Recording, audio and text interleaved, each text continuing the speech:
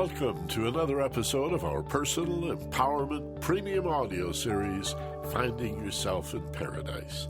Hi, I'm Michael Benner. And I'm Steve Snyder. And today's show, we're going to explore one of the most mysterious places in the universe. Humans have always wondered what was in outer space and at the bottom of the ocean, but one of the most mysterious things we ever experienced is this thing called sleep. The place where our conscious mind turns off and this really amazing other mind, the subconscious mind, takes over and does its thing. It's crazy if you think about it.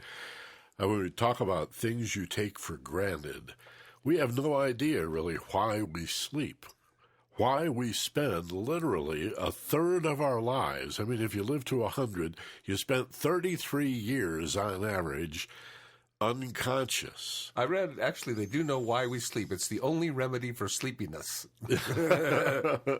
Well, that sets me up perfectly because I was going to say, most people are under the assumption that the reason that we sleep is to, quote, rest. The antidote for sleepiness, as you just said. But, you know, we can lay around day after day and do nothing. I suppose on vacation you could lay in a hammock from dawn till dusk, and your need to sleep is pretty much unchanged. So there's got to be more going on than that. Back in the 50s and 60s, there was a belief that there were some sort of toxins or chemical compounds in the body that needed to be flushed, and that was more likely to happen when we sleep.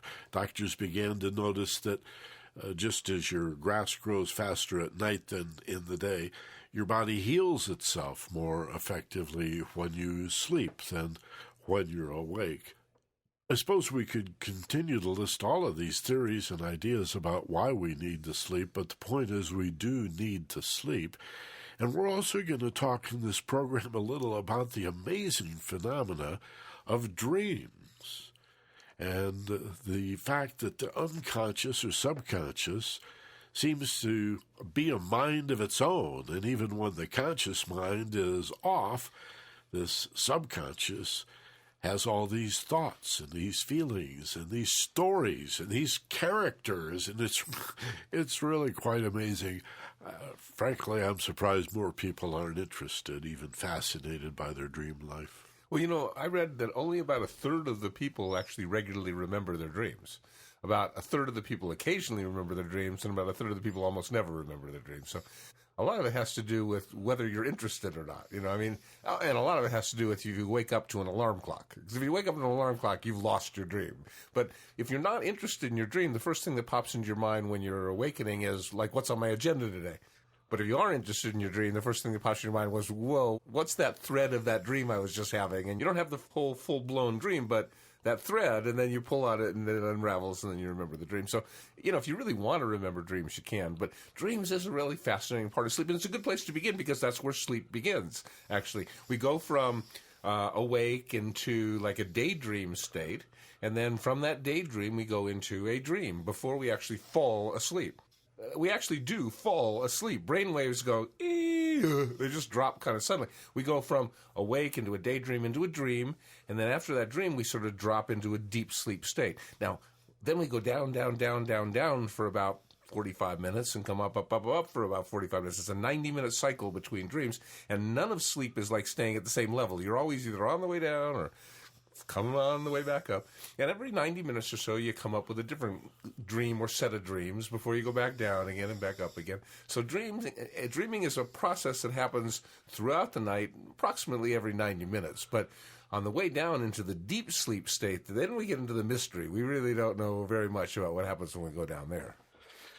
This is a good time for me also to do a program about sleep and dreams because I've, for whatever reason, been having a lot of lucid dreams lately where I'm aware of myself as the dreamer in the dream, which is I have these conversations with myself much as I would in the daytime. You know what I'm talking about. People may not be quick to admit that they talk to themselves inside their heads, but everybody does. Some people think more in pictures. I personally tend to be one of those that thinks in terms of voices, but there is a back and forth. There is an internal dialogue that most of us go through, and we'll make a statement or ask a question, and then we'll answer it, right? Some other part of us will pop up. There may just be two of us in there, and it could be more likely, I think, a whole bunch of us in there, a whole bunch of sub-personalities or facets that are available to answer questions when we talk to ourselves. In the waking state and a lucid dream is similar. You have that volition, that free will with you. At least that's the way it feels, to have that volition with you in the dream, and to wake up from that dream in a way that you maintain consciousness throughout the waking up. That's very different than waking up and remembering a dream. Oh, yeah, and it's very different. I mean, we all have had the experience of waking up and remembering dreams. Not everyone has had that lucid dreaming experience. I think most people have the experience of being aware of the fact that they're having a dream at some point. They're sort of like awake enough to know that this is a dream. But to actually be able to control that dream, to be able to talk to yourself and decide to do this instead of to do that, that takes some practice. Most people can't do that right off the bat. But it's doable. I mean, and certainly the Swamis and Maharishis talk about how they've been able to walk in, and Native American cultures talk about walking in their dreams, and the Aborigines in Australia talk about dream walking too. So it can be done. It's not an easy thing to do. It takes a lot of discipline, a lot of practice. But we all have these dreams. Whether or not we remember them, we have them. People say, oh, no, I don't dream. No, you dream. Everybody dreams. Some people don't remember them, but we do. Just as we're falling asleep, we have a dream. Oftentimes, these dreams are the wishful thinking kind of dreams. You know, the dreams where there's something in your mind you really want, and in your dream, you're like getting there, and you're going to get closer, and it's going to happen. And just before you get there, the dream ends. You know, that like right before you get there, the dream ends.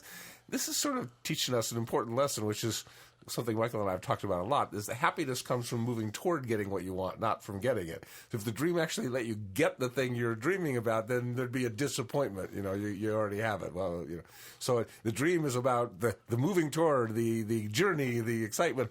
And then we have that dream, and it puts us in this great frame of mind, this positive thinking, positive attitude mood from which we fall asleep and do our most effective healing.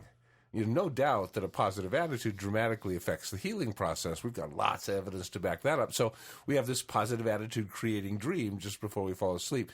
And then our body can move down into this unconscious state, this thing we call sleep, that essentially one of the things we know happens is that we do accelerate the healing process, that bones mend faster, that scar tissue forms quicker. We overcome cold germs and flu viruses. We do those things better when we sleep. Partly it's because we're not doing anything else. We don't have to focus on manners or, remembering what the boss wanted. We could just, all of our energy can be put into this healing thing. And of course, if we're very, very sick, we move even deeper than sleep into the state we call comatose or coma. But generally speaking, we're not so sick that we need to go into a coma, but we do need to sleep. And in that sleep state, we heal our body, we regulate brain chemistry. Every day, the reason we don't have cancer is because that night we killed off some cancer cells. We healed ourselves of cancer. I mean, every time the sun hits our body, we form some things that need to be healed. And so we're doing this healing all day long, but we accelerate the process when there's nothing else to do in the state we call sleep. You brought up coma. We should probably talk about the state that is fainting as well, because fainting is not coma, Nope. And yet it's not sleep. I don't know of any reports or studies about people having dreams or hypnagogic imagery when they've fainted or passed out. And there's many reasons why the body would do that, basically. Some sort of survival instinct, some sort of reason. I remember as a little boy, I fainted at the doctor when he gave me a shot. And I was pretty embarrassed about it. I was 8 or 9 years old and didn't feel like a very manly thing to do. And my mother said, "What's the deal? Why would he faint?" And the doctor said because he didn't say "ow" or "ouch" or complain or cry, I was steeling myself against and the you pain. stop breathing. Apparently, Yeah, I mean, fainting comes from no oxygen in the brain. Sometimes it's from, but we stop breathing, and then it's really one of the basic survival mechanisms: fight, flight, freeze, faint. And I was going to say, freeze is next. Yeah. The deer in the headlight thing. This, like fainting, like coma, like sleep, you see. Like meditation, like being awake, like being in a panic freak out. All of these are different levels or states of consciousness. And to be a student of this, not just, how to be smarter when you're awake or how to go to sleep more easily and stay asleep. We're going to talk about that, of course, in this program. How to understand your dreams, how to promote healing, as Steve has already suggested, or to explore these other states in terms of what are the implications to your understanding of yourself and your place in the world and the universe. Fainting, coma probably would be the least important. They'd be low priorities, but certainly understanding dreams and exploring the various states of meditation and contemplation. You probably are interested, if not fascinated, or you wouldn't be listening to this program. That's probably true. So sleep begins where the meditative state ends, basically. Just as we go a little deeper into light meditation, then very deep meditation. Then there's this transition place in between awake and asleep, that half awake, never land that there's really no name for. Lucid dreaming is what we do in that state. But there's this twilight zone place, and some people can control their dreams in that state, and some people can step back and observe them, and it's a very interesting and fascinating place. That's the place the Maharishis and the yogis and the gurus and the fakirs and the Zen masters do all those amazing things, lay on beds of nails, walk over burning hot coals, 6 swords through their bodies and don't bleed, amazing things like that. That's the state Houdini used to use to escape from those escape things that he did. Those, they put him in a coffin. He had to dislocate his shoulders. Yeah, right out of their sockets. And vomit keys he had swallowed back up again in proper order. I mean, it was really remarkable, the things he did. My dad's oldest brother was an assistant to Houdini, so I heard all kinds of Houdini stories growing up. Fascinating guy. But that's the state, that trance-like state in between awake and asleep. But just a little deeper than that, and you fall asleep. And again, you just fall. You don't just stop anywhere. You keep going all the way down to the very bottom, which is that almost coma, not quite, but deep sleep, and then you start your process back up again. And during the time that you're going down and coming back up again, the top part being the dreams, that deep stuff is mostly the healing stuff. Your brain is creating new chemicals, it's releasing excess chemicals, it's through breath and sweat and feces and urine and the stuff that comes out of your nose, and you're getting rid of all kinds of stuff in different ways. So sleep is about regulating, healing. Dreams may be more about regulating and healing thoughts and feelings, whereas sleep may be more about regulating and healing the physical body and the enzymes and the chemistry and all that kind of stuff involved. Really a fascinating thing. All mammals do it. All mammals sleep. Although I've always been fascinated by whales and dolphins who actually only sleep half of a brain at a time, because they have to consciously breathe. They don't have breathing on autopilot like we do. Every breath they take is a choice. So they have to have half of their brain awake at all times. They sleep one hemisphere, the other hemisphere stays awake and does the breathing thing, and then they wake up both hemispheres again. So pretty fascinating. So there's got to be a point in the hierarchy of the animal kingdom where due to the central nervous system or the complexity of the critter, it doesn't need sleep anymore. I mean, a microbe, let's start at the smallest end, or a tiny single-cell critter like paramecium or an amoeba, like they don't sleep. They're a single cell or a microbe, right. A very tiny little atomic structure. They don't sleep. So I wonder at what point... Do insects sleep? Ants? I don't know. Do you think the cutoff is mammal? No, I would think reptiles sleep. I'm not sure. That's a good question. Yeah. Reptiles probably sleep, and probably... Amphibians probably sleep. I wouldn't be surprised if I don't know this, but that some insects are complex enough that they might go through various changes in brainwave and altered states. I mean, insects certainly and other animals can go into a trance. Oh, yeah, that's for sure. And you know, the moth butterfly thing where they go to the cocoon stage, that must be sort of a... That's got to be a trance. Kind of a hibernation kind of thing. Hibernation as well. Yeah. And the old 19th century thing about hypnotizing a chicken. Yeah. You know, with the white line, that whole thing. I mean, or turning a toad upside down and rubbing its tummy. Did you ever do that when you were a kid? No. They go right out. They really do. My Goldens do, I know that. Yeah. Well, that's definitely a higher order. So we'll have to check that out, or you might want to Google that. There's also some evidence that sleep and dreams is part of a process of moving information from short-term memory into the longer storage areas. And there may be a sorting and a filtering process that goes on. Lots of times people wake up and they'll say, well, I'm not remembering particular dreams, but it feels like I was working all night long, or it felt like I was in school and studying, and, you know, I'm sort of tired. I mean, I'm physically ready to get up and face the day, but mentally I feel like I was working all night long.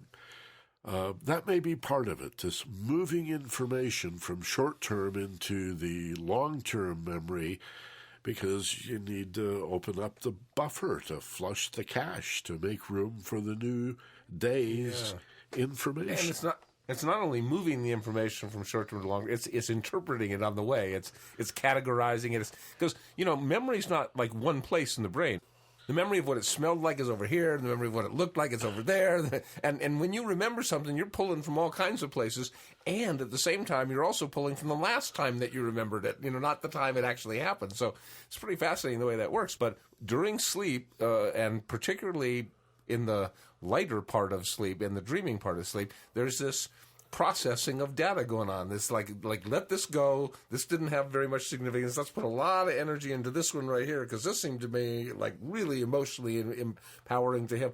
And so what happens is we're processing the information, all the logic stuff, the intellect stuff, the analytical stuff, the information stuff, with how we felt about it, with how we experienced it, with the joy or the sadness or the happiness or the fear or whatever we had that go along. And all that stuff gets processed.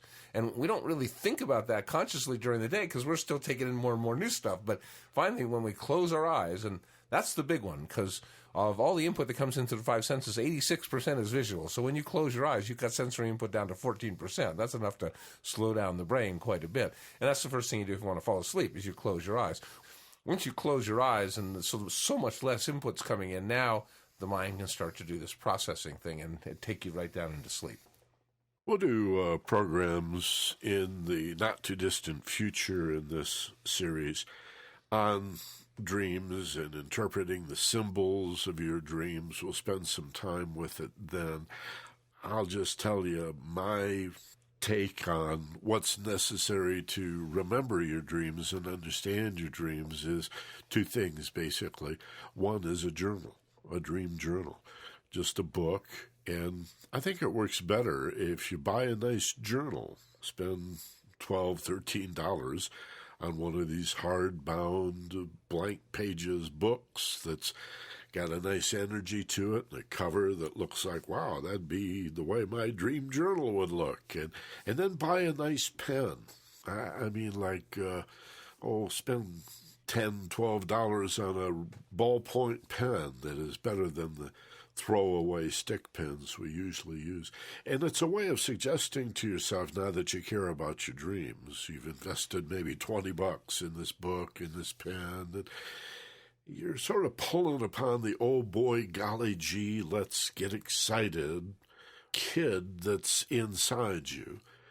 And then the second thing is, as you go to sleep, simply suggest that you'll remember and understand one of your dreams when you wake up in the morning.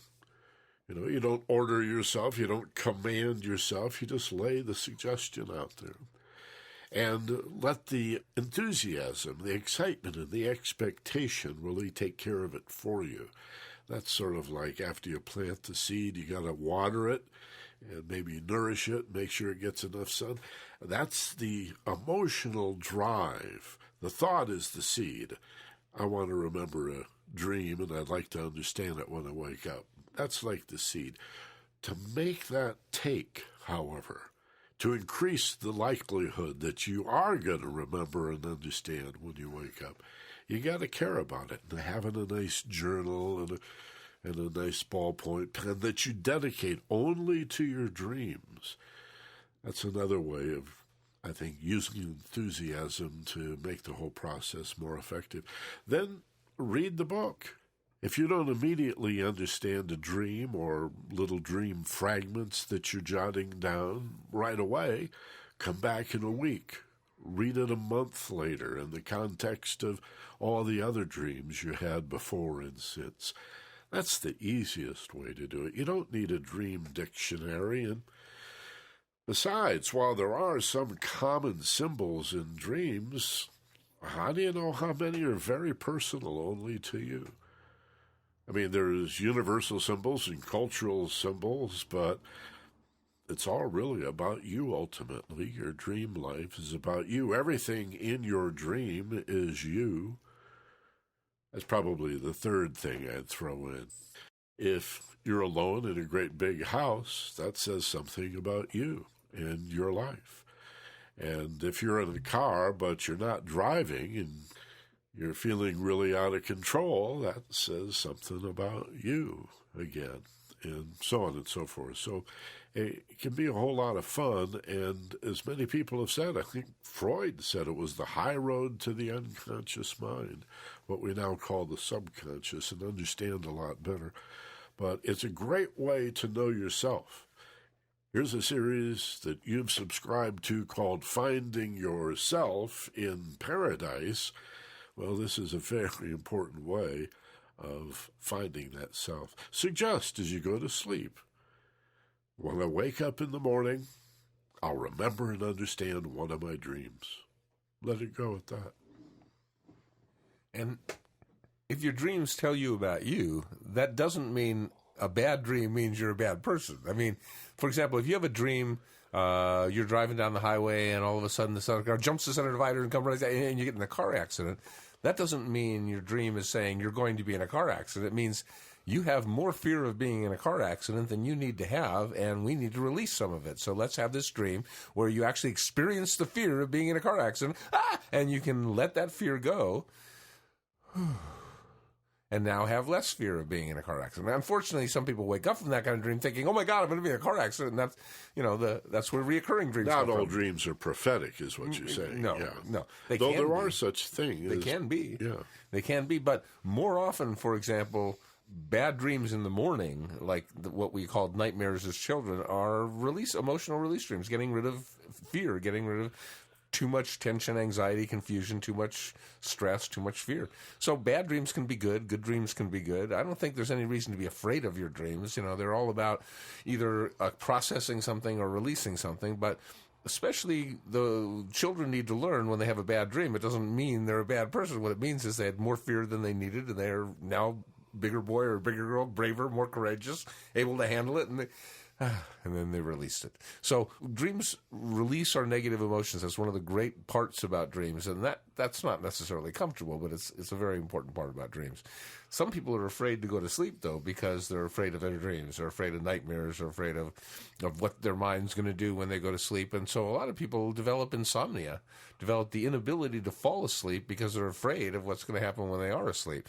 They're afraid of a nightmare, afraid of a bad dream, or other reasons people can't fall asleep. But it's a pretty big problem. I was always blessed. I could always fall asleep at the drop of a hat, but I shared a bedroom growing up with my brother who was a terrible insomniac. It took him hours to fall asleep. It was tossing and turning and watching the Late Show, and he just really couldn't fall asleep for the life of him.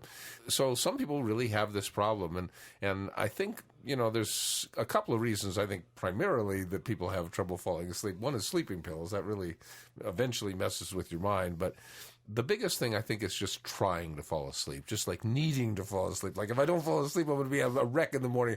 And so there's so much stress about what's going to happen if I don't fall asleep that keeps people awake. What people sort of really need to get is, if I actually needed to be asleep right now, it would take torture to keep me from being asleep. What I need right now is rest. So let me just do that. I'll rest. And when I actually let go by just resting, not needing to fall asleep, just resting, just daydreaming and relaxing, then before I know it, I'm going to fall asleep.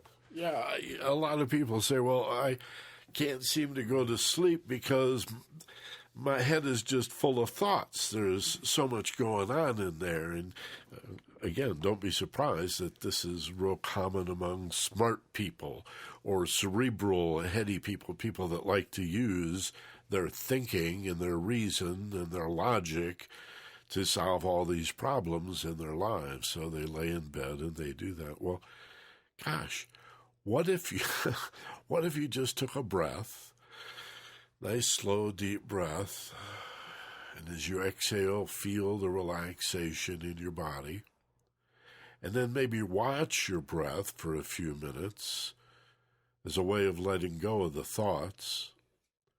Keep turning your attention, even if you have to do it repeatedly, back to simply watching your body breathe itself. You could even focus on the bottom of your nose if you wanted.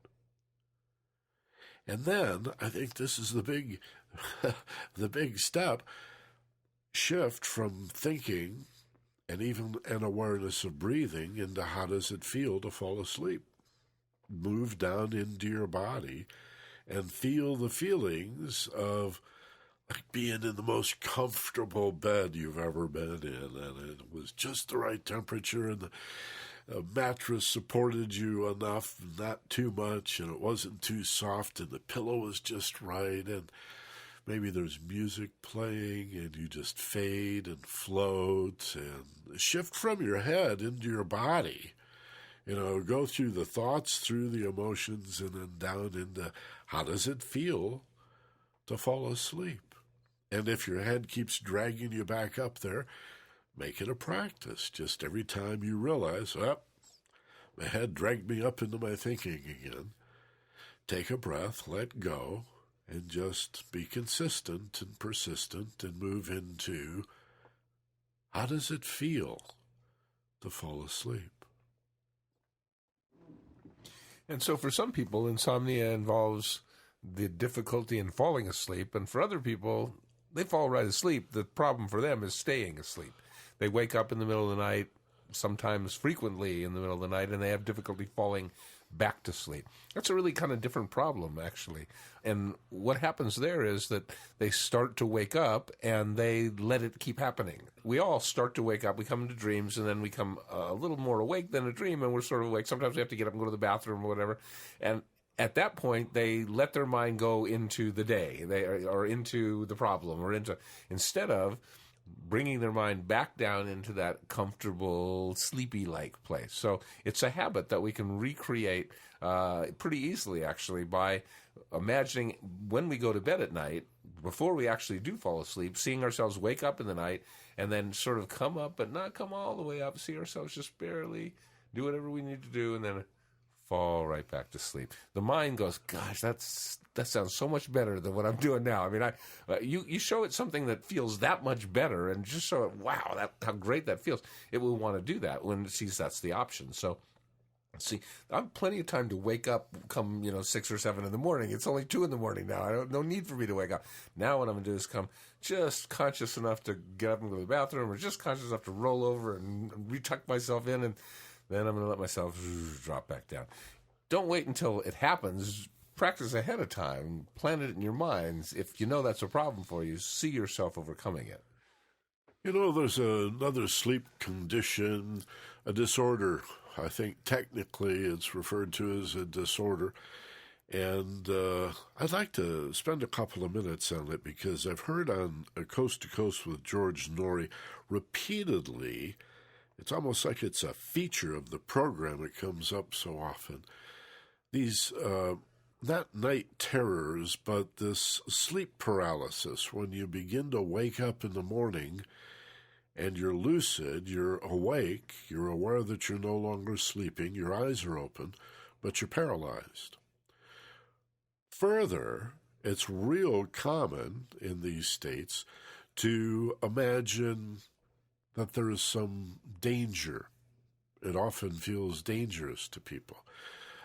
This is a time when people say they have these abduction experiences and they get taken away by the UFO people or see grays in their closet or whatever.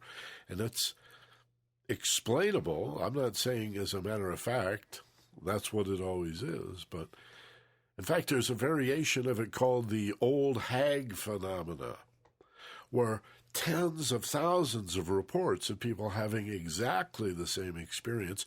They wake up, they're in one of these in-between states where they're lucid, but they have no control over their body. They're basically paralyzed. And not only is it accompanied by a negative feeling of dread or worry or fear even, but the old hag phenomena, there's actually this old lady that's sitting on you and holding you down. I've read about that. Yeah. And Nori goes on coast to coast all over America as if he has no idea this is a not common, but certainly a well-documented, quite well-understood sleep disorder.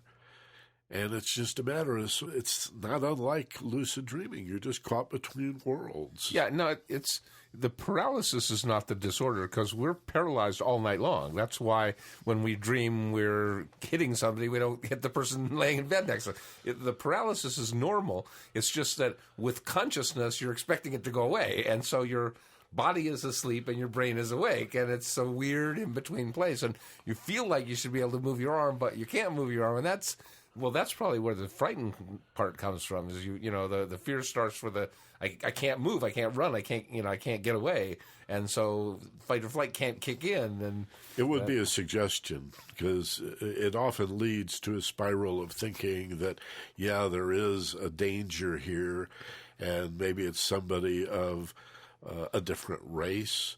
Or, again, an alien being from another planet. Is that because you're dreaming? You see, you're actually dreaming.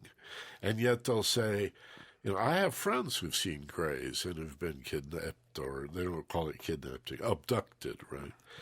And they, no, I was wide awake, Michael. I know the difference. This was not a dream that I remembered in the morning. I was wide awake. And, I'm sure your mind was on some level awake, but you also have, if you're in theta, these very powerful hypnagogic images.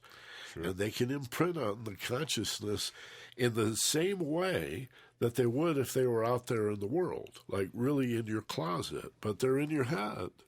I was talking about the lucid dreams I've had recently, and one of the things I've been doing is noticing how vivid and clear things can be in these dreams, because my vision isn't that good in my waking state. I need glasses to read, and my vision is sort of blurry, and yet when I dream, I have this eagle eye. Everything is so clear, and then in the dream I begin to ponder that, because I know that when I'm awake I don't see so well.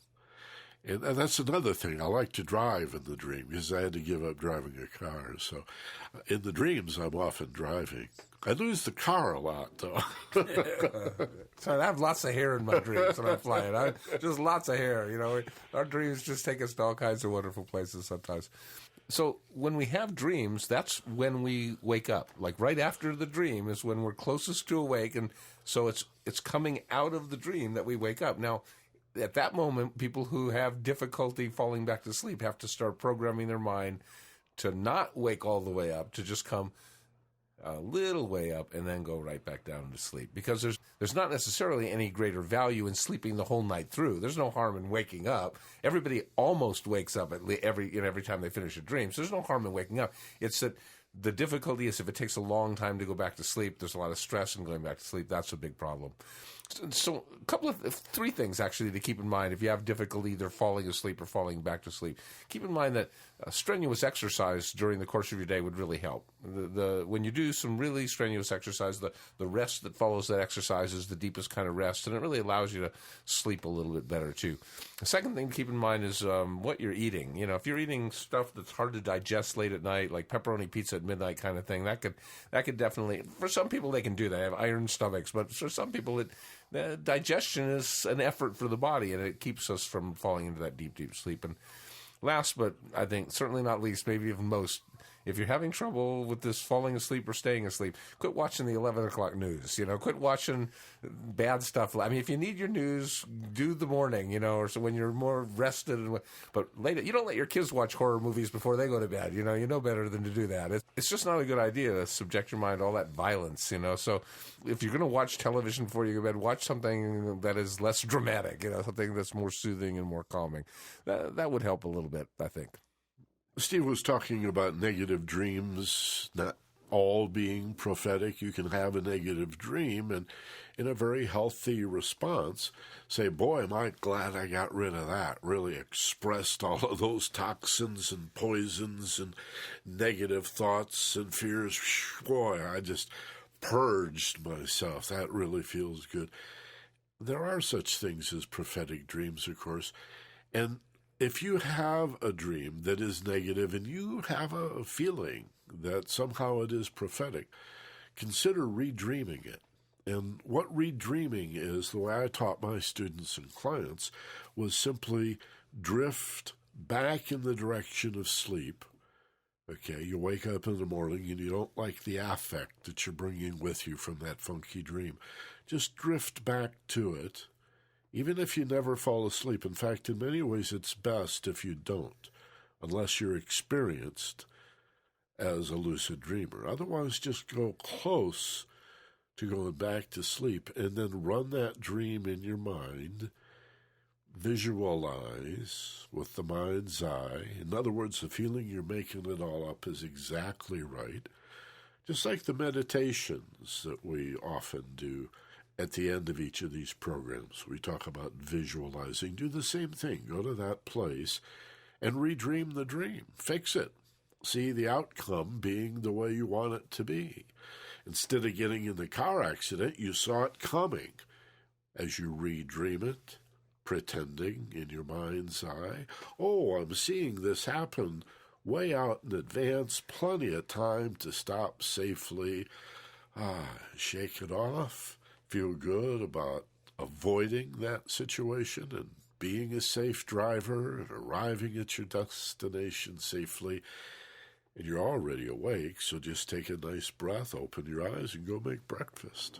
Redreaming, I call that. Yeah, you can do that in time you want to. The secret is to let the bad dreams be good. See them as emotional release. See them as a way of letting stuff go. And it's the reaction you have to those dreams when you wake up in the morning. If reaction is, a negative reaction, then you're going to sort of let it go back in. But if you're going to go, like Michael suggested, boy, I'm glad I got that out of my system, then you get to let the dream go. So dreams, as our thoughts, are submitted for your approval. It's the agreement or the disagreement that empowers them. So when you have a bad dream, let it be good. And teach your children, and when they have a bad dream, like to wake up thinking, boy, I'm glad I let that one go. It's a nice feeling to be empowered to do good stuff with bad dreams. One of the other sleep problems that many people have is a breathing issue, a sleep apnea, where they stop breathing in the middle of the night, or they start breathing so shallow that their brain's not getting enough oxygen. I think once that's diagnosed, they have these CPAPs and other kinds of machines that really do a pretty good job of pushing oxygen into people. But there's a whole lot of people, I bet, out there that are not breathing well in their night and don't really even realize it. And then one more item we really need to mention. Steve actually referred to it a little earlier in today's show. The idea of waking up without an alarm clock. Now, if you're retired, every day is one of those days where you can sleep as long as you'd like and not worry about the alarm.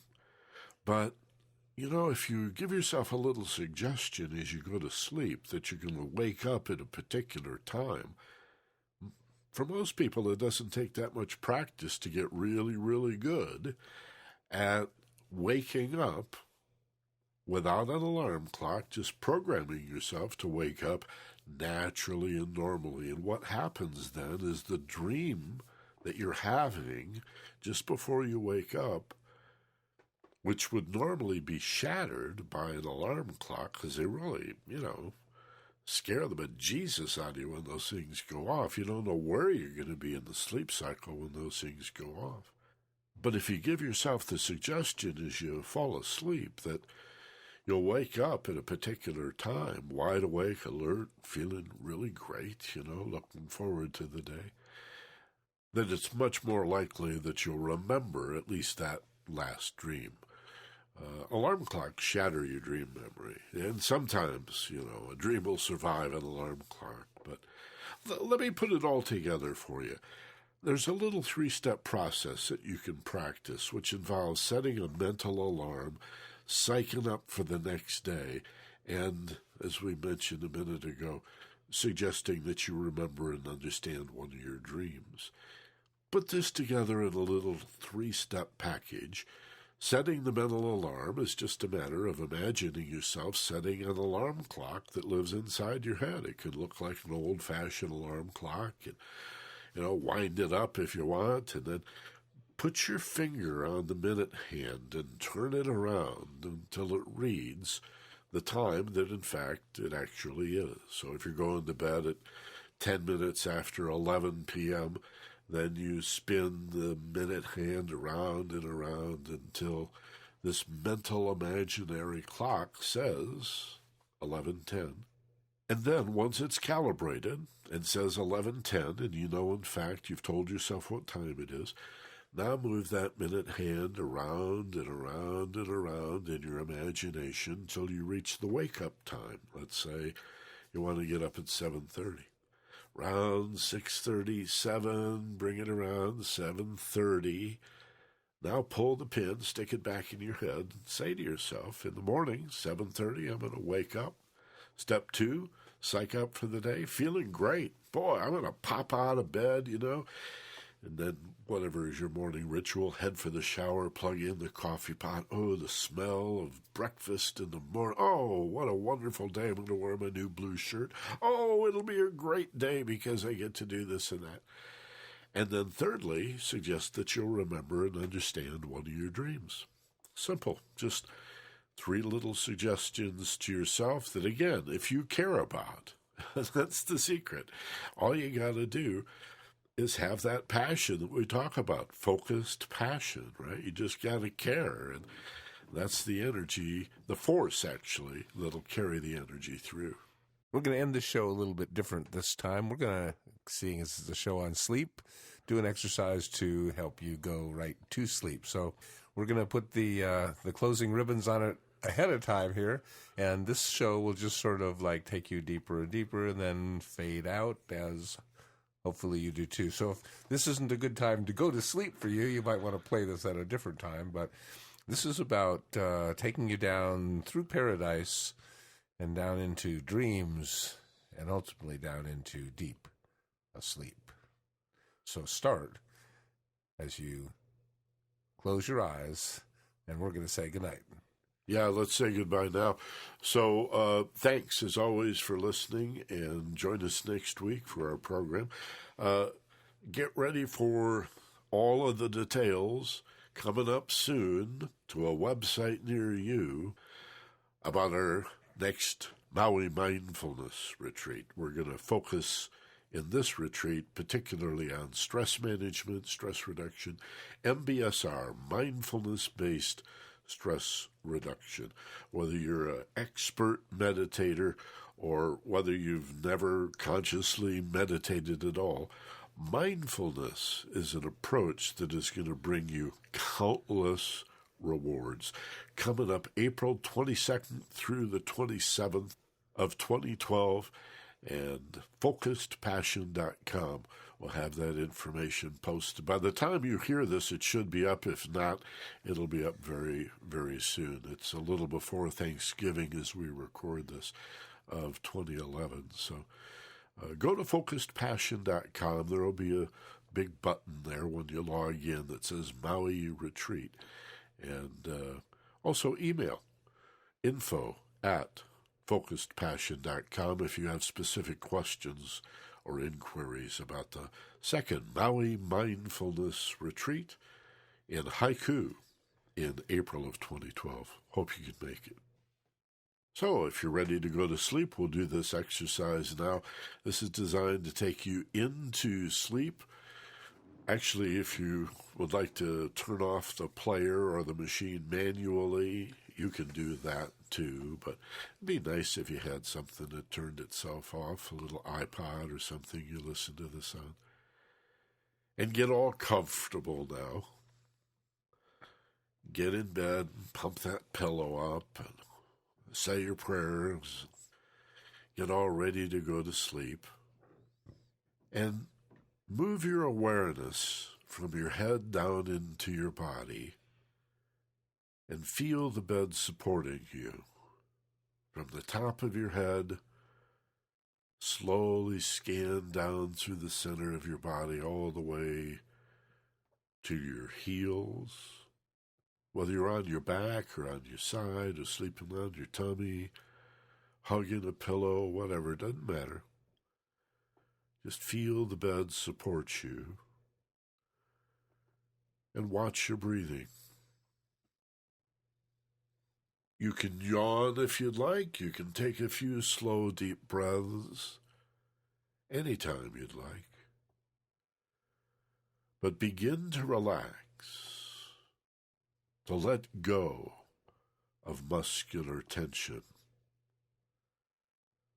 by creating and sensing a feeling in your body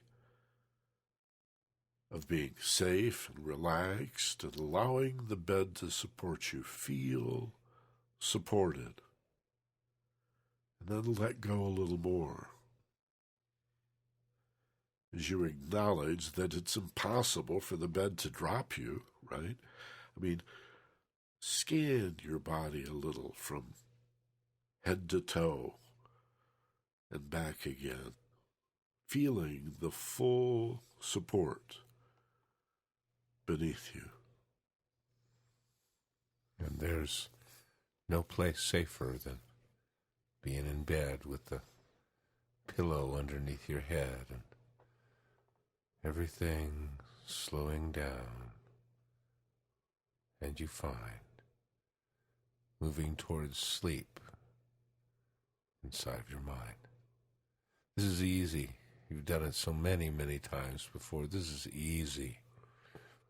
And all you need to do is release and find peace.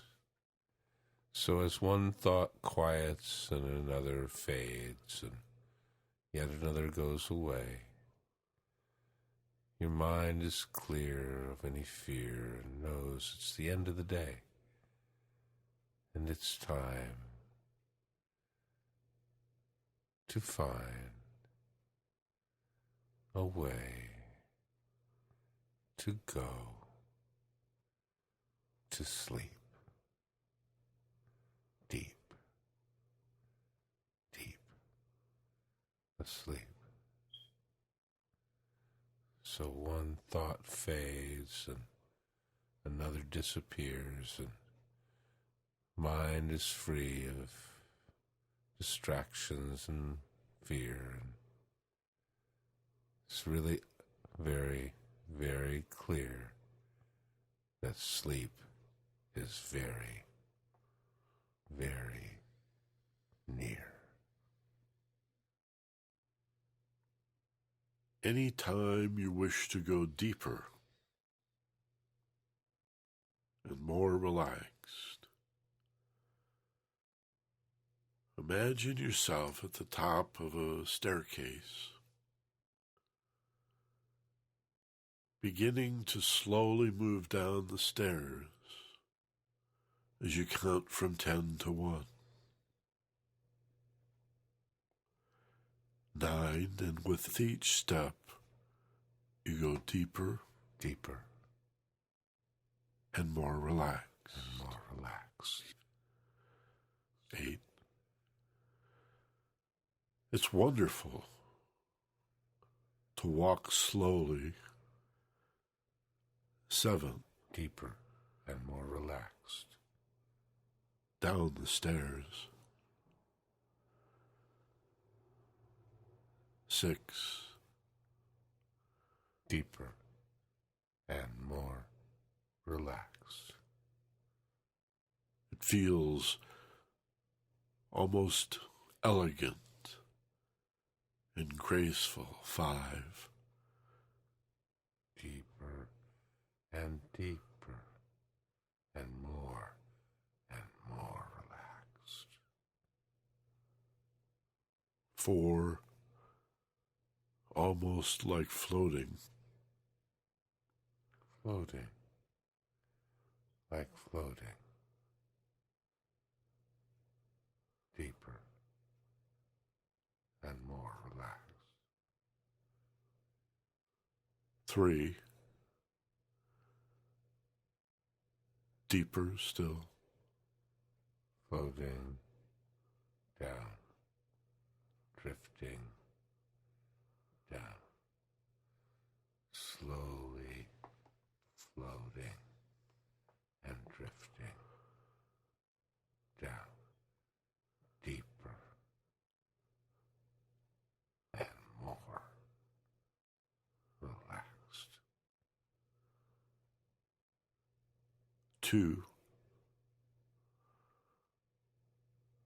Very deep now. Very, very close to healthy, natural sleep. Sleep is here.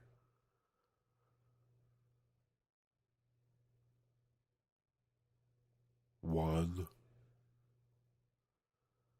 Stepping off the stairs. Imagining how wonderful it feels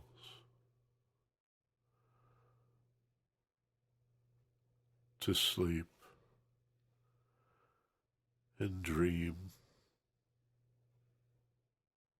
sweet dreams.